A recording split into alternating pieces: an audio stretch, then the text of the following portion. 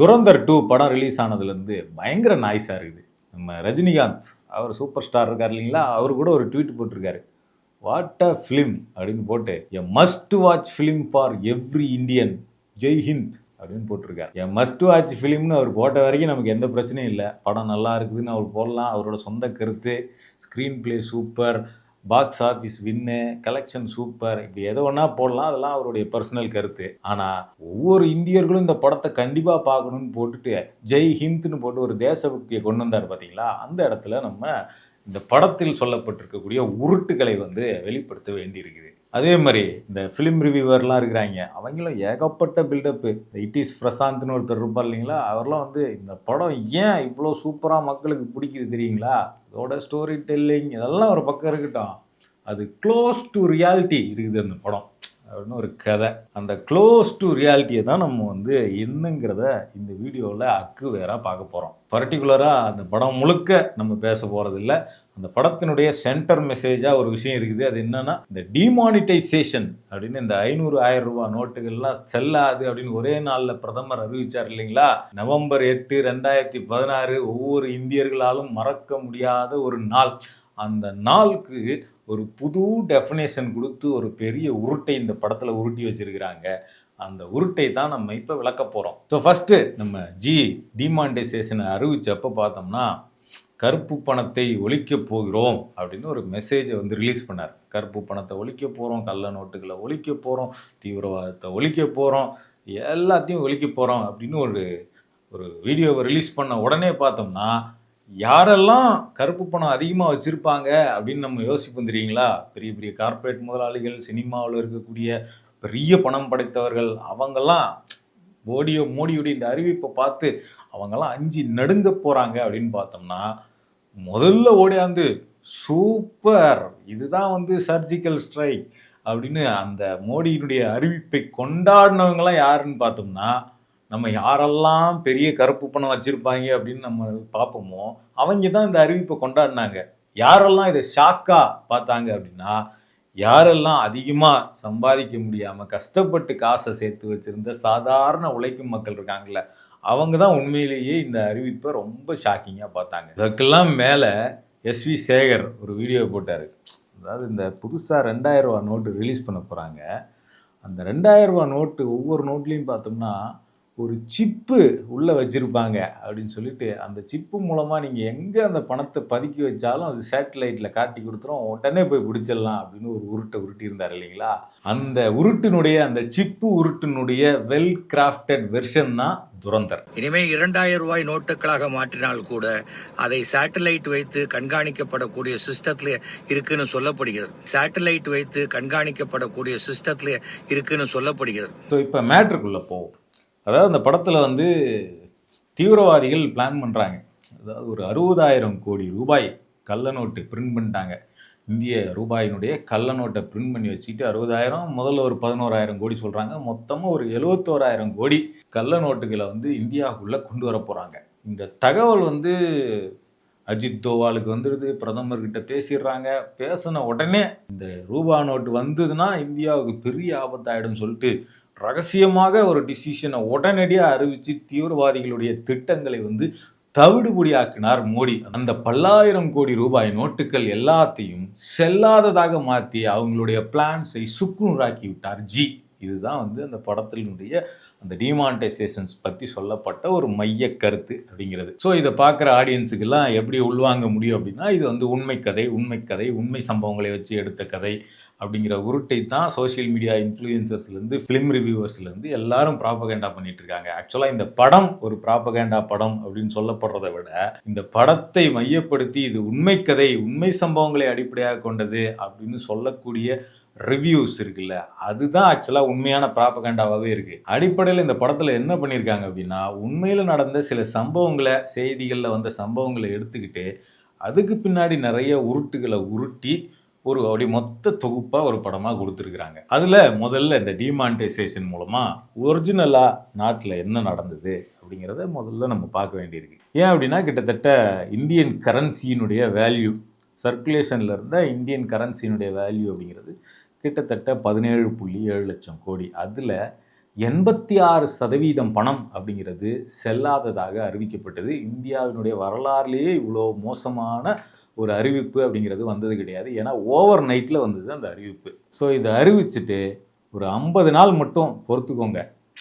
அந்த 50 நாளில் ஒரு புதிய இந்தியா பிறக்கலைன்னா எனக்கு என்ன தண்டனை வேணா கொடுங்க அப்படின்லாம் நம்ம பிரதமர் வந்து பில்டப் எல்லாம் கொடுத்தார். ஸோ இதெல்லாம் பார்த்தோன்னே அந்த நேரத்தில் நிறைய பேருக்கு தோணின விஷயம் என்னன்னா, எந்தெந்த பெரிய பணக்காரன், இந்த கட்சிக்காரன், அரசியல்வாதி எல்லாம் வந்து கருப்பு பணத்தை வந்து நம்ம சங்கர் படத்தில் வர மாதிரி பெட்டுக்கு கீழே கட்டுக்கட்டா அடுக்கி பெட்டை தச்சு வச்சிருப்பான், இல்லை வீட்டுக்கு கீழே டைல்ஸை உடச்சி உள்ள கட்டுக்கட்டா பணத்தை அடுக்கி வச்சிருப்பான், இல்லை நம்ம சிவாஜி படத்தில் வர மாதிரி பணத்தெல்லாம் போட்டு ஒரு பாலித்தீன் கவர் மாதிரி பெரிய தார்பாலினில் போட்டு கிணத்துக்குள்ளே பதுக்கி வச்சுருப்பாங்க.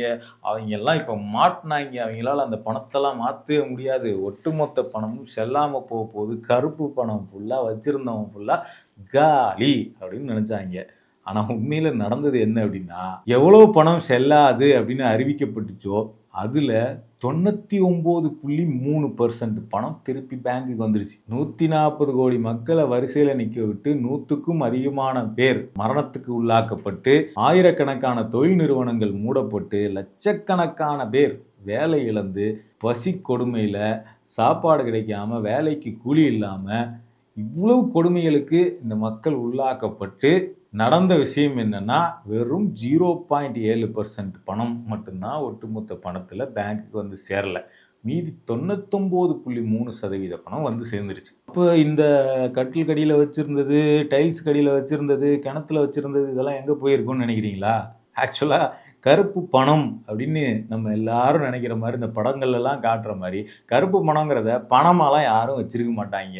ஏன்னா ஒரு சாதாரண மனுஷனுக்கு கூட தெரியும் பணத்தினுடைய வேல்யூ அப்படிங்கிறது. இன்னைக்கு 1000 ரூபாய் வச்சிருக்கிறோம்னா இதோட வேல்யூ இன்னும் 5 வருஷம் கழிச்சு அதே 1000 ரூபாயா இருக்காது. அதோட வேல்யூங்கிறது குறைஞ்சிக்கிட்டே இருக்கும். அப்போ கருப்பு பணம் அப்படிங்கிறது யாரும் கருப்பு பணம்ங்கிறத பணமாக வைத்திருக்கிறது இல்லை, லிக்யூடு கேஷாக வைத்திருக்கிறது கிடையாது. அப்படியே வச்சிருந்தாலும் அது ஒரு குறிப்பிட்ட அளவுக்கு மட்டும்தான் இருக்கும்.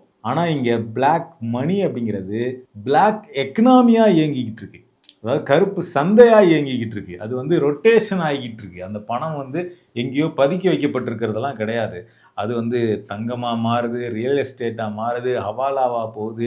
இப்படி அது வந்து சந்தைக்குள்ளே சுழண்டுக்கிட்டு இருக்கு. ஒரு பிளாக் எக்கனாமி, பிளாக் மார்க்கெட் வந்து இங்கே இயங்கிட்டு இருக்கு. அப்போ ரூபாய் நோட்டுகளை தடை செய்யறது மூலமாக இந்த பிளாக் மார்க்கெட்டை ஒழிக்க முடியாது. ஸோ அதனால தான் பார்த்தோம்னா அவ்வளோ பணமும் திருப்பி வந்துடுச்சு மொத்தமாக. இப்போ எல்லாமே லீகல் டெண்டர் ஆயிடுச்சு. அப்போ நம்ம சொன்னார் இல்லைங்களா, கருப்பு பணத்தெல்லாம் நாங்கள் ஒழிக்க போகிறோம் அப்படின்னு. அது என்ன ஆச்சுங்க அப்படின்னு ஒரு கேள்வி வரும். ஏன் அப்படின்னா, இந்தியாவினுடைய கருப்பு பண வேல்யூ அப்படிங்கிறது 100 லட்சம் கோடி, 120 லட்சம் கோடி அப்படின்னு பல அறிக்கைகள் சொல்கிறாங்க. ஆனால் இங்கே வந்து பார்த்தோம்னா வெறும் ஒரு 10,000 கோடி 15,000 கோடி கூட பிடிபடலையே. இது எப்படி கருப்பு பண ஒழிப்பு என்ன ஆச்சு அப்படின்னு கேள்வி கேட்பாங்க இல்லைங்களா. அதனால நம்ம என்ன பண்ணுறாங்க, ஜியோட ஆதரவாளர்கள்லாம் என்ன பண்ணுறாங்க அப்படின்னா, ஒவ்வொரு டைமுக்கும் ஒவ்வொரு கோலை வந்து ஷிஃப்ட் பண்ணிக்கிட்டே இருக்கிறாங்க. ஸோ டிமானிட்டைசேஷன் எதுக்கு நடத்தப்பட்டுச்சு?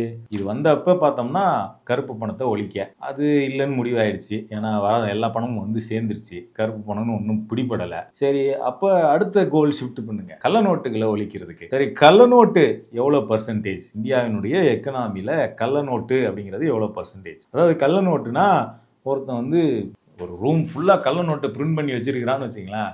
அதை அவன் பிரிண்ட் பண்ணி வச்சிருக்கிறதுல அவனுக்கு பயன் கிடையாது. ஒருத்தன் ஒரு சமூக சீரழிவு செய்யணும்னு நினைக்கிறவன் அதை பிரிண்ட் பண்ணானா அவன் சமூகத்தில் புழக்கத்துக்கு விடுவான்.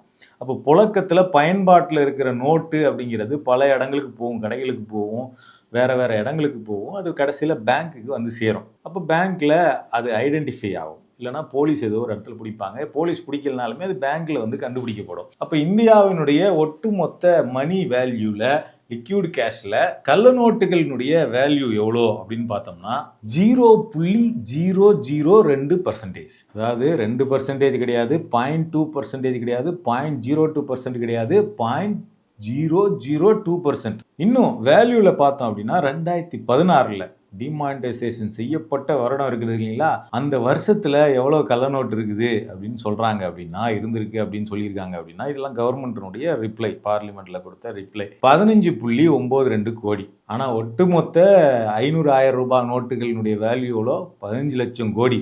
அதுல கள்ள நோட்டு அப்படிங்கிறது வெறும் 15.92 கோடி. ஸோ அப்போ கள்ள நோட்டுகளை ஒழிக்கிறதுக்காக ஒட்டுமொத்த பணத்தையும் செல்லாது அப்படின்னு அறிவிக்கிற நடவடிக்கை அப்படிங்கிறது வீட்டுக்குள்ள மூட்டைப்பூச்சி கடிக்குது, மூட்டைப்பூச்சி இருக்குது அப்படின்னு சொல்லி பயந்துக்கிட்டு வீட்டையே கொளுத்தி விடுறதுக்கு சமம். சரிப்பா, கள்ள எப்படியோ ஏதோ ஒன்று பண்ணி நம்ம ஜி வந்து கள்ள நோட்டுகளை ஒழிச்சிட்டாரு, புது நோட்டு வந்துருச்சு எல்லாம்.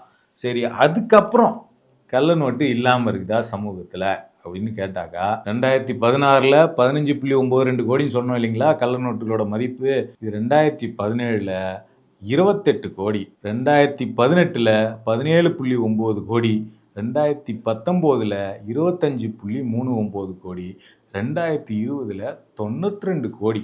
ஸோ இவ்வளவு அதிகரிச்சிருக்கு கள்ள நோட்டுகளினுடைய புழக்கம்.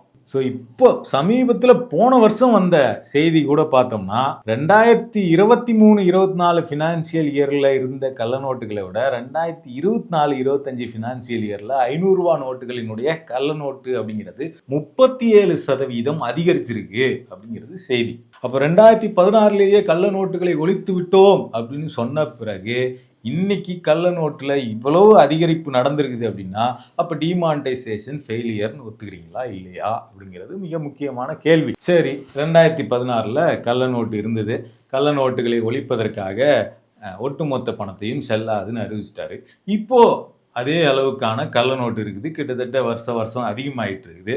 இப்போ என்ன பண்ணலாம்? மறுபடியும் செல்லாதுன்னு அறிவிச்சு எல்லாரையும் லைன்ல நிக்க வச்சிடலாமா? ஏன்னா கள்ள நோட்டை ஒழிக்கணும்ல, வேற வழி இல்லைல்ல. அடுத்தது இந்த படத்துல சொல்லப்பட்ட அந்த 60,000 71,000 கோடி மேட்டருக்கு நான் பின்னாடி வரேன். அதுக்கு முன்னாடி இந்த கள்ள நோட்டுகளால தான் தீவிரவாதமே இயங்கிக்கிட்டு இருக்கு அப்படின்னு சொல்லிட்டு, தீவிரவாதம் இயங்குறதுல அதுல ஒரு ஃபேக்டர் தான் இந்த ஃபேக் கரன்சி நோட்ஸ் அப்படிங்கிறது. ஆனா இதால தான் ஒட்டுமொத்தமா இயங்குதுன்னு சொல்லிட்டு அதை தடுப்பதற்காகத்தான் நாங்க இந்த டிமானிட்டைசேஷனே நடத்தணும் அப்படின்லாம் உருட்டுறாங்க இல்லைங்களா?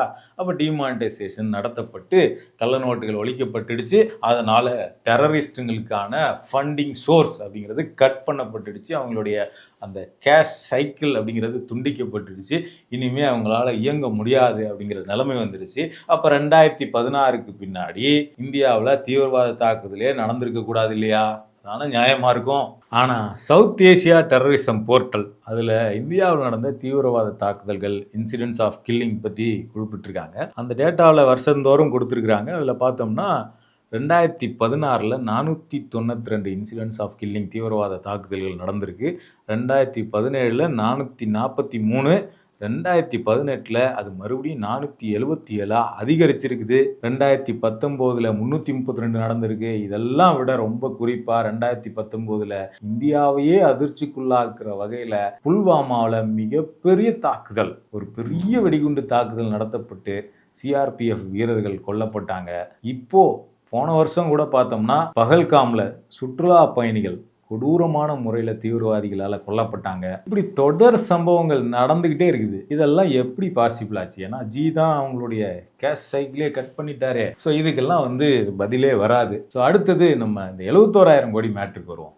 நீங்க என்ன 15 கோடி 25 கோடின்னு சொல்லிட்டு இருக்கீங்க கள்ள நோட்டை. இதெல்லாம் ஏற்கனவே இந்தியாவுக்குள்ள சர்க்குலேட் ஆகிட்டு இருந்த நோட்டு. ஆனா நம்ம ஜி என்ன பண்ணார் தெரியுங்களா? புதுசா உள்ள வர இருந்த 71,000 கோடியை தடுத்து நிறுத்தி இருக்கிறார். அது உள்ள வந்தா இந்தியன் எக்கனாமி என்ன ஆயிருக்கும் யோசிச்சு பாருங்க. எவ்வளோ பெரிய பேரழிவுல இருந்து இந்தியாவை ஒரு எக்ஸலண்டான டிசிஷன் மூலமா ஒரு சர்ஜிக்கல் ஸ்ட்ரைக் நடத்தி நம்ம பிரதமர் காப்பாத்தி இருக்கிறார் அப்படின்னு ஒரு ப்ராபகண்டா கட்டமைக்கப்படுது இல்லைங்களா? ஆக்சுவலா 71,000 கோடியை ஒரு டெரரிஸ்ட் குரூப்பு அல்லது பல டெரரிஸ்ட் குரூப்புங்க சேர்ந்து இந்தியாவுக்குள்ள 71,000 கோடி ரூபாய் பணத்தை கள்ள நோட்டை எடுத்து மக்கள்கிட்ட சர்க்குலேட் பண்ண முடியும் அப்படின்னா அது மிகப்பெரிய செக்யூரிட்டி லேப்ஸ் இங்க இருக்குதுன்னு அர்த்தம். அப்ப அந்த செக்யூரிட்டி லேப்ஸை மறைக்கிறதுக்கு தான் இங்க ஒட்டுமொத்த மக்களையும் நீங்க கியூல நிக்க வச்சிங்களா அப்படிங்கிற கேள்வி இருக்கு. ஏதாவது ஒரு இடத்துல இதை நீங்க வெளிப்படுத்தி இருக்கணும்ல. 60,000 கோடி வரப்போகுது, அதை தடுக்கதான் இப்படி பண்ணணும்னு ஏதாவது ஒரு அபிஷியல் ரிப்போர்ட் இருக்கா? எதுவுமே கிடையாது. இவ்வளோ பெரிய பொய்யை உண்மை கதை மாதிரி பரப்பி விட்டு இருக்கிறாங்க மக்கள் மத்தியில. So heavy propaganda. 71,000 கோடி கருப்பு பணம்னா அதை இந்தியாவுக்குள்ள பாகிஸ்தான்ல இருந்து எடுத்துட்டு வரணும் அல்லது வேற எங்கேயாவது இருந்து எடுத்துட்டு வரணும் அப்படின்னா 71,000 கோடி பணம், கருப்பு பணத்தை கொண்டு வர்றதுக்கு கிட்டத்தட்ட ஒரு கூட்ஸ் ட்ரெயின் அளவுக்கு தேவைப்படும். ஒரு மொத்த கூட்ஸ் ட்ரெயின்லயும் பணத்தை வச்சு கொண்டு வரணும். அப்பதான் அவ்வளோ பணத்தை இந்தியாவுக்குள்ள கொண்டு வர முடியும். கண்டெய்னர் லாரின்னு எடுத்துக்கிட்டோம்னா ஒரு 50 கண்டெய்னர் லாரிலையாவது அந்த பணம் வந்தாகணும். இவ்வளவு எடுத்துக்கிட்டு இந்தியாவுக்குள்ள சுதந்திரமாக செக்யூரிட்டி ஃபோர்ஸஸுக்கு தெரியாம, தகவல் கிடைச்ச பிறகும் இவ்வளோ பணம் செக்யூரிட்டி ஃபோர்ஸஸுக்கு தெரியாம நாட்டுக்குள்ள வந்து சர்க்குலேட் ஆயிட முடியும் அப்படின்னா, அப்ப இங்க என்ன செக்யூரிட்டி இருக்குது அப்படிங்கிற கேள்விதான் முதல்ல எழுப்பப்பட்டிருக்கணும். ஆனா அதுக்கு பதிலா இது வந்து ஒரு மாஸ்டர் ஸ்ட்ரோக் அப்படின்னு பில்டப் பண்ணிட்டு இருக்காங்க. சரி, 71,000 கோடி பணத்தை 50-60 ட்ரக்கில் வச்சு எடுத்து கூட உள்ள வந்துட்டாங்கன்னு கூட வச்சுக்குவோமே. உள்ள வந்தாலுமே அதை சர்க்குலேட் பண்ணி ஆகணும் மக்கள்கிட்ட. ஏன்னா எக்கனாமியை அட்டாக் பண்றது தானே அவங்களோட எய்மே. தேர்தலில் பாதிப்பை ஏற்படுத்துறது, எக்கனாமியை அட்டாக் பண்றது, அவங்களுடைய ஃபண்டிங் சோர்ஸை வலுப்படுத்துறது. எப்படினாலுமே இதை வெறுமனே காகிதமா வச்சிருந்தா அவங்களுக்கு வேல்யூ கிடையாது. அதை சமூகத்தில் ஸ்ப்ரெட் பண்ணணும். 71,000 கோடி ரூபாயை சமூகத்தில் ஸ்ப்ரெட் பண்ணணும் அப்படின்னா, இப்போ ஒரு சூட் கேஸில் வச்சு எல்லார்ட்டையும் கொடுத்து, பல பேரை கூப்பிட்டு கொடுத்து, கடைகளில் போயிட்டு நீங்கள் இந்த காசை பயன்படுத்துங்க, இங்கே போய் மார்க்கெட்டில் பயன்படுத்துங்க, இதை போய் இந்த இடத்துல பயன்படுத்துங்க, அந்த இடத்துல பயன்படுத்துங்க அப்படின்னு சொல்லி அமுச்சு விட்டா கூட, இப்போ ஒரு சூட் கேஸில் 1000 ரூபா நோட்டு கட்ட வைக்கிறாங்கன்னு வச்சிங்களேன், ஒரு கோடி ரூபாய்க்கு ஒரு சூட் கேஸில் வைக்க முடியும்னு எடுத்துக்கும். அப்போ 71,000 கோடி ரூபா கருப்பு பணத்தை எடுத்துகிட்டு போகணும் அப்படின்னா 71,000 பேர் ஆளுக்கு ஒரு சூட் கேஸோட போனாதான் இதை வந்து மக்கள்கிட்ட ஸ்ப்ரெட் பண்ண முடியும். 71,000 எம்ப்ளாயீஸை வச்சு ஒரு விஷயத்தை செய்யறதுக்கு ஒரு கார்பரேட் கம்பெனி கூட இந்தியாவில் அவ்வளோ எம்ப்ளாயி வச்சிருப்பாங்களான்னு தெரியாது. 71,000 பேரை ஆளுக்கு ஒரு சூட் கேஸை கொடுத்து, ஆளுக்கு ஒரு கோடியை கொடுத்து இந்தியா முழுக்க போய் அவங்க வந்து மக்கள்கிட்ட எல்லார்கிட்டையும் ஸ்ப்ரெட் பண்ணிட முடியும். அது வரைக்கும் இந்த அரசாங்கம் ஒன்றுமே செய்யாமல் பார்த்துக்கிட்டு இருக்க முடியும் அப்படிங்கிறது தான் இந்த துரந்தர் சொல்லக்கூடிய விஷயமா அப்படிங்கிறது நம்மளோட கேள்வி. ஏன்னா 1 கோடி 2 கோடிலாம் இல்லை கள்ளப்பணம், 71,000 கோடி. ஒரிஜினலா கள்ள பணத்தினுடைய வேல்யூ இருக்குல்ல, கள்ள நோட்டோட வேல்யூ, அதை விட இவங்க சொல்லக்கூடியது அப்படிங்கிறது 1600 மடங்கு அதிகம். இந்த மாதிரி ஸ்டோரிஸை வந்து நம்ம சின்ன வயசுல இந்த தினத்தந்தியில் இந்த கன்னித்தீவுலாம் வரும் இல்லைங்களா, அதில் சொல்லக்கூடிய மர்ம கதைகளில் வரக்கூடிய ஸ்டோரின்னு சொன்னால் கூட இதை நம்ப முடியாது. ஆனால் இதை உண்மை கதைன்னு சொல்லி நம்ப வச்சுக்கிட்டு இருக்காங்க. இதுக்கு வேற a must watch film by every Indian அப்படின்னு ஒரு super star, so called super star வந்து ஸ்டேட்டஸ் போட்டுக்கிட்டு இருக்காரு ஒரு அப்பட்டமான ப்ராப்பகேண்டா படத்துக்கு. தமிழ்நாட்டில் தேர்தல் விதிகள் நடைமுறையில் இருக்குது. ஆனால் அப்படி இருக்கும்போது ஒரு திரைப்படம், ஒரு கட்சியினுடைய ப்ராப்பகேண்டாவை செய்யக்கூடிய ஒரு திரைப்படம் இந்த தேர்தல் விதிகளை மீறி இங்கே வந்து ரிலீஸ் ஆகிருக்குது அப்படிங்கிறதுமே இங்கே பெரிய பேசு பொருள் ஆகாமல் இருக்குது. சரி, இந்த உருட்டுகள் எல்லாம் தாண்டி நம்ம இதை அறிவித்த முறை இருக்குது இல்லை, இது ஒரு ஜனநாயக நாட்டில் இப்படி பண்ண முடியுமா அப்படிங்கிற கேள்வி இருக்குது. இதுக்கு சுப்ரீம் கோர்ட் வந்து அவர் பண்ணது சட்ட ரீதியானது தான் அப்படின்னு தீர்ப்பெல்லாம் கொடுத்துட்டாங்க. ஆனால் அதில் ஒரு நீதிபதியான பெண் நீதிபதியான நாகரத்னா கொடுத்த தீர்ப்பு அப்படிங்கிறது முக்கியமாக எல்லாராலையும் கவனிக்கப்பட்டுச்சு. அதில் அவங்க கேட்ட கேள்வி என்ன அப்படின்னா, டிமானிட்டைசேஷன், அதாவது ஒரு பணத்தை செல்லாது அப்படின்னு அறிவிக்கணும் அப்படின்னா அதை ஆர்பிஐ ஆக்டினுடைய செக்ஷன் 26 அதுக்குள்ளே 2 இதுதான் வந்து ஒரு பணத்தை எப்படி செல்லாமல் அறிவிக்கிறது அப்படிங்கிற விதியை வந்து சொல்லுது. அதில் என்ன சொல்கிறாங்க அப்படின்னா, ஒரு பணத்தை செல்லாது அப்படின்னு அறிவிக்கணும்னா அதை ஆர்பிஐ தான் ஃபஸ்ட்டு வந்து ரெக்கமெண்ட் பண்ணணும் கவர்மெண்ட்டுக்கு. அந்த ரெக்கமெண்டேஷன் அனுப்பி இந்த பணம் வந்து இந்தந்த காரணத்துக்காக இதை வந்து செல்லாதுன்னு அறிவிக்க வேண்டியிருக்கு, இந்த மாதிரியான பிரச்சனைலாம் இருக்குது அப்படின்னு சொல்லணும். அதுக்கப்புறம் கவர்மெண்ட் ஆர்பிஐயோடைய ரெக்கமெண்டேஷனை ஏற்கிறதா ரிஜெக்ட் பண்ணுறதா அப்படிங்கிறத முடிவு பண்ணணும். ஆனால் இந்த விஷயத்தில் தலைகீழாக நடந்திருக்கு. இங்கே என்ன பண்ணியிருக்கு, கவர்மெண்ட் சொந்த விருப்பத்தின் அடிப்படையில் ஆர்பிஐக்கு ஒரு நோட்டிஃபிகேஷன் அனுப்பி, கிட்டத்தட்ட அது ஒரு ஆர்டர் மாதிரி தான், ஒரு வெறும் 24 மணி நேரத்துக்கு முன்னாடி அனுப்பி இதை வந்து செய்ய சொல்லியிருக்கிறாங்க. ரெண்டாவது, ஒரு கவர்மெண்ட் இதை செய்யணும் அப்படின்னாலுமே அவங்க வந்து பார்லிமெண்ட்டை கூட்டி பார்லிமெண்ட்டில் ஒரு சட்டமோ அல்லது அவசர சட்டம் லா ஆர்டினன்ஸ் பாஸ் பண்ணி தான் இப்படி ஒரு நடவடிக்கை எடுக்க முடியும். ஆனால் பார்லிமெண்ட்டை விட நானே பிரதானமானவன் அப்படிங்கிற மாதிரி தனி மனிதராக வந்து இந்த முடிவை பார்லிமெண்ட்டை பைபாஸ் பண்ணி எடுத்திருக்கிறார். அப்போ நாட்டில் பாராளுமன்றம் தான் பிரதானம். பிரதமர் மோடியினுடைய இந்த முடிவு சட்டவிரோதமானது அப்படிங்கிறது தான் உச்சநீதிமன்ற நீதிபதி நாகரத்னா சொன்னது. அதே மாதிரி 500, 1000 ரூபாய் நோட்டில் எல்லாத்தையுமே செல்லாதுன்னு அறிவிக்கிறதுக்கான வழி அப்படிங்கிறது சட்டத்தில் இருக்குதான்னு கேட்டால் அதுலேயும் அவங்க ஒரு முக்கியமான விஷயத்த சொல்கிறாங்க. அதில் என்ன சொல்கிறாங்க அப்படின்னா, அந்த சட்டத்தின்படி any series of bank notes of any denomination shall cease to be legal tender. அதாவது ஒரு ரூபா நோட்டில் any series of bank notes of any denomination, ஒரு ரூபா நோட்டு 1000 ரூபா நோட்டு இருக்குதுன்னா அதில் ஏதாவது சீரீஸை வந்து நீங்கள் வந்து அது செல்லாதுன்னு அறிவிக்கலாம். ஆனால் இங்கே வந்து என்ன பண்ணியிருக்கிறாங்க அப்படின்னா, இந்த எனி சீரீஸ் அப்படிங்கிறத ஆல் சீரீஸ் அப்படிங்கிற மீனிங்கில் பயன்படுத்தி இருக்கிறாங்க. அது ரொம்ப தவறானது. சட்டம் அப்படி சொல்லலை. எனி சீரீஸ் அப்படிங்கிறது பர்டிகுலர் சீரீஸ், அதாவது 1000 ரூபா நோட்டு எடுத்துக்கிட்டோம்னா அதில் குறிப்பிட்ட வரிசை எண் இருக்கக்கூடிய குறிப்பிட்ட சீரீஸ் நோட்டுகளை தான் தடை செய்ய முடியும். எல்லா 1000 ரூபா நோட்டுகளையும் தடை செய்ய முடியாது அப்படின்னு தான் சொல்லியிருக்கிறாங்க நாகரத்னா.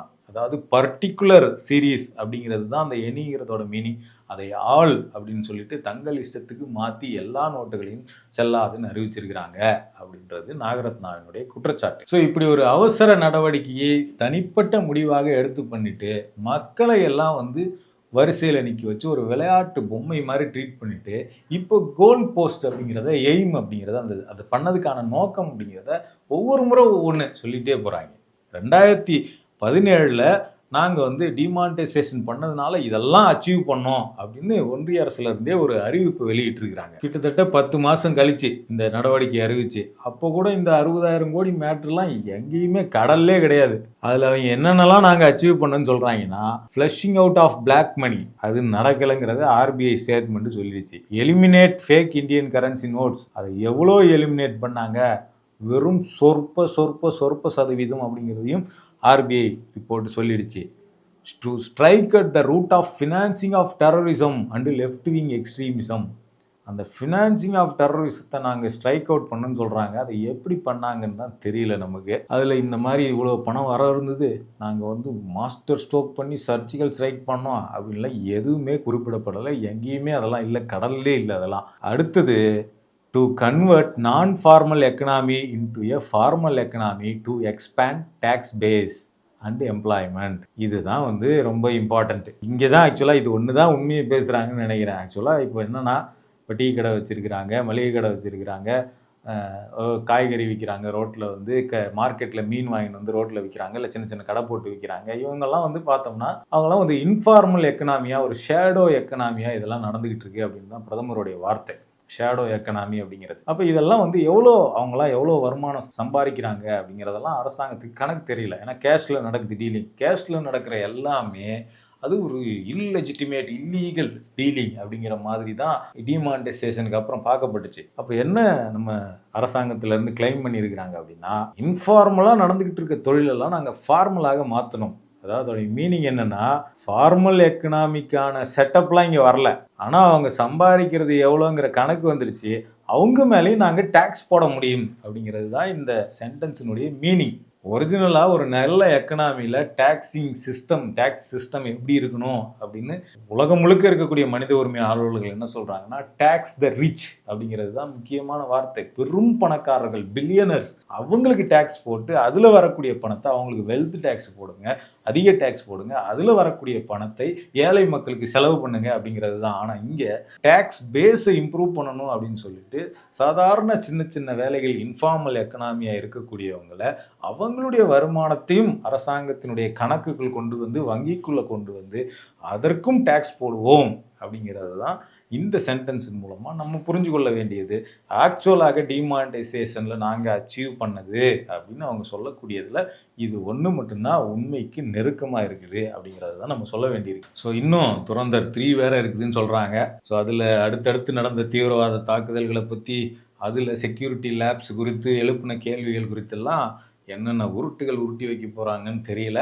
ஸோ இது வந்து டிமானிட்டைசேஷன் சம்மந்தமாக ஒரு நாட்டில் ஒரு பிரதமர் அறிவித்த அறிவிப்புக்கு ஒரு திரைப்படத்தை கொண்டு வந்து இப்படியெல்லாம் கதையை கட்டி அதை எல்லாரும் நம்ப வைக்கிறதுக்கு ஃபேக் ரிவ்யூஸை, அதுவும் சமூகத்தில் பிரபலமான நபர்களை வச்சே இது உண்மை கதை அப்படின்னு உருட்டி அதை நம்ப வைக்க முடியும்னு சொல்லி அதை ஏறக்குறைய அதில் ஒரு அச்சீவும் பண்ணியிருக்கிறாங்க. அப்படிங்கிறதுனால இந்த உருட்டை நாம் அம்பலப்படுத்த வேண்டியிருக்கு. தொடர்ச்சியாக இந்த மாதிரியான தகவல்களை தெரிஞ்சுக்க யூ டர்னை சப்ஸ்கிரைப் பண்ணுங்கள்.